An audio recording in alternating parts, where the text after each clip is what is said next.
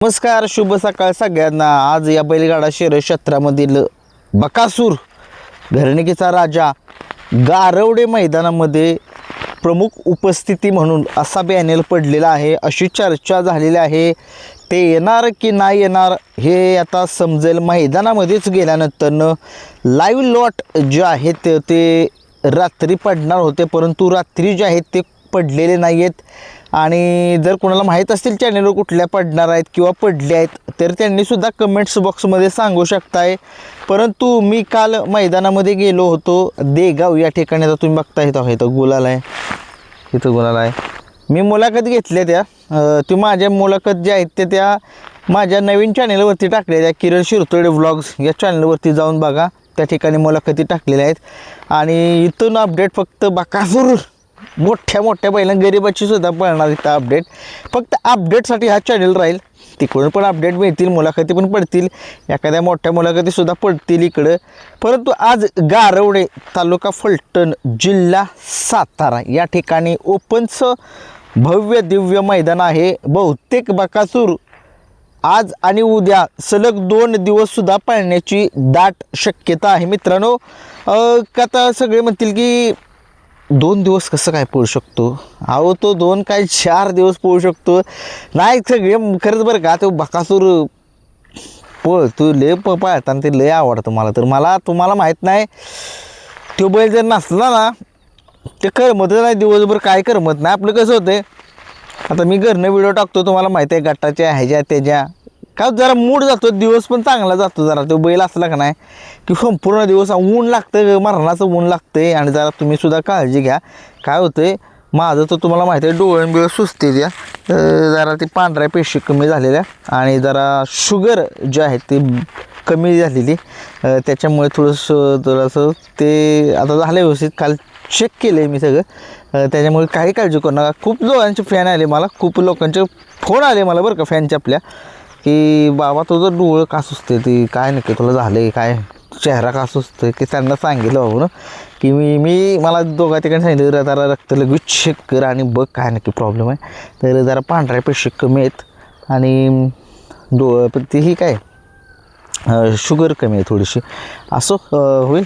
काय माणसाचा नाही भरोसा, कुणाला कधी काय होईल सांगू शकत नाही।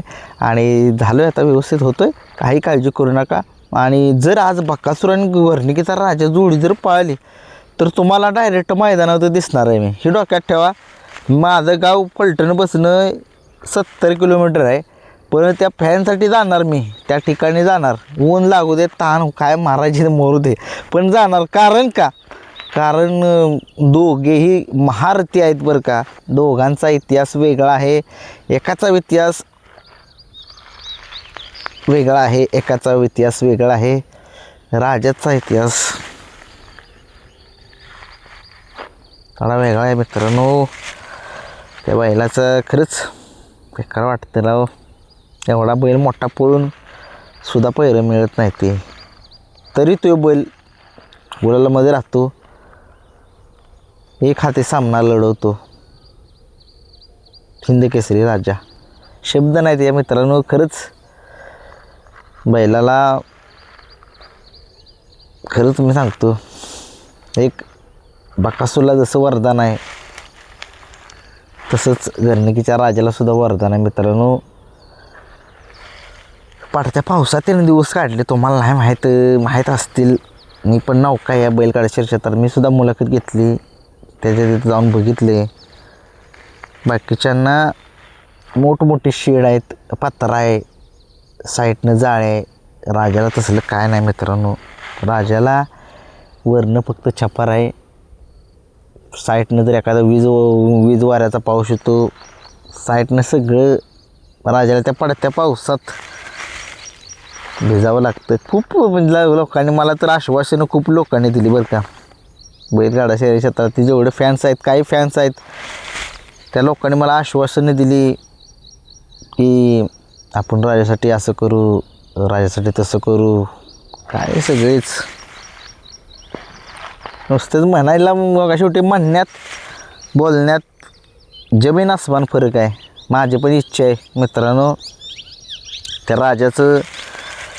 राजाला एक चांगलं शेड मारायचं माझ्या बी डोक्यात होतं. एक फॅन होता आपला, पण त्या फॅननं आपल्याशी गद्दारी केली. जाऊ द्या शेवटी बघा, ते कुठला असं काय माहीत नाही. मला म्हणला मी असं असं करीन, तसं तसं करीन, राजासाठी मी जाळी मारणार, शेड मारणार. काय नाही त्यानं मला नुसतंच फसवलं. आता फोन लावतो तर त्यानं ब्लॉकला टाकलं आहे मला. असं ते शेवटी पैसेवाला होता तो माणूस, तो करणार होता. काय त्याच्या डोक्यात आलं असेल त्याचं, ते शेवटी त्याचं कर्म त्याच्यापाशी, माझं कर्म माझ्यापाशी. परंतु अशी मोठी एखादी व्यक्ती मिळाली पाहिजे बैलगाडा शर्यत क्षेत्रामधील. माझा नंबर घ्या 9561119940. त्या राजासाठी करूया आपण काहीतरी, त्या शेडचं काम जरा थोडंसं करूया. बघा तुमच्या यानं शेवटी बघा, एखादा मोठा माणूस पाहिजे. आपण कसं होतं थोडं पैसे काढणार, ते काय होते नाही जुळणार, ते कॉम्बिनेशन जुळणार नाही.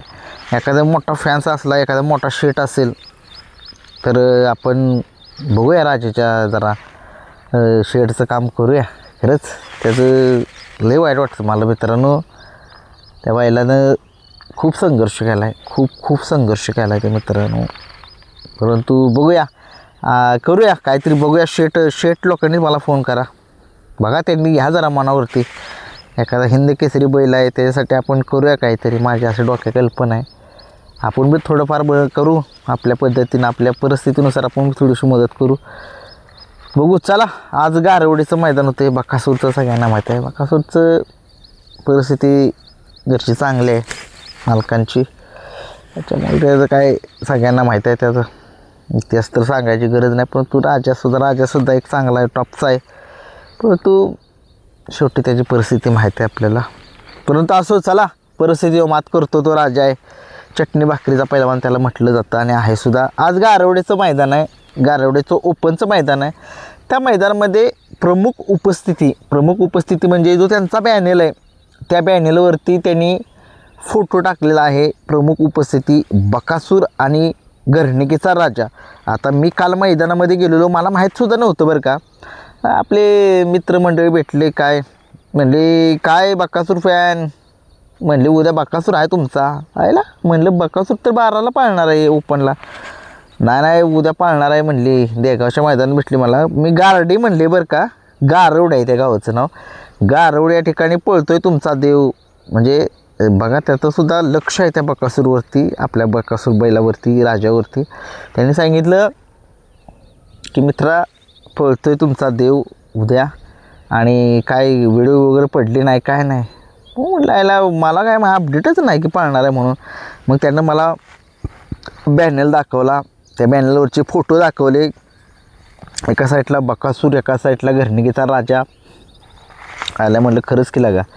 पण तो म्हणला पळेल की नाही, कारण की एखाद्या वेळेस पळूसुद्धा शकेल, ही जोडी पळू शकेल एखाद्या वेळेस, असं त्यानं सांगितले. बघूया आता काय होतं काय नाही. आणि खरंच ही जोडी खूप लोकांची इच्छा आहे. ही जोडी कराड तालुक्यामध्ये एकदाच पाळली होती, मला वाटते अगोदर पाळली असेल. गाडीनं गट काढला होता, काळ्या मातीचं रान होतं आणि गाडी तोंडाला फॉल झाली होती. कुणाला आठवत असेल त्याने सांगा जरा मैदान कुठलं आहे. आणि गाडी होती अच्युत ड्रायव्हर रेटरेकर होते आणि गाडी फॉल झाली. गाडी प्रबळ दावेदार होती त्या मैदानाची. शेवटी पब्लिक थोडंसं पुढे येतं, त्याच्यामुळे काय मोठी गाडीचं काय करणार. शेवटी पब्लिकाला सांगून दमलेत लोक.